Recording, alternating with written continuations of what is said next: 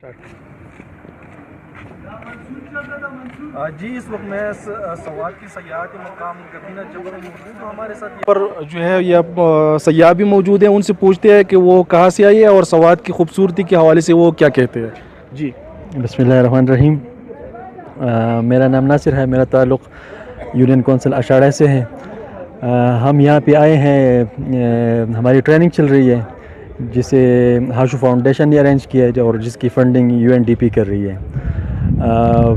ہماری ٹریننگ کی 5 دن ہو گئے ہیں. وہ تیوری بیس تھا. ابھی ہم کیمپنگ کے لیے جا رہے گبین جبا, جو پریکٹیکل چیزیں ہم وہاں پہ سیکھیں گے. اور یہ ٹریننگ جو ہے یہ ایڈونچر ٹورزم اینڈ کیمپنگ پہ ہے.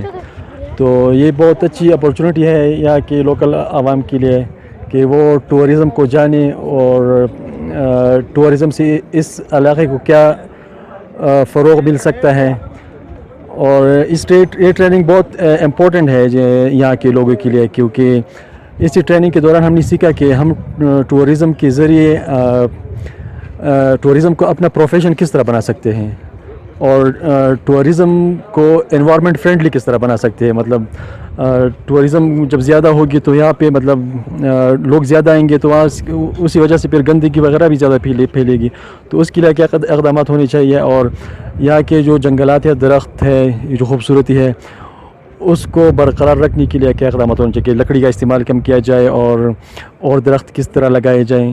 تو ابھی بہت امپورٹنٹ ٹریننگ ہے اور بہت اچھا چل رہا ہے. انشاءاللہ ابھی بھی 25 دن کی باقی ہے, تو انشاءاللہ امید ہے بہت کچھ سیکھنے کو ملے گا.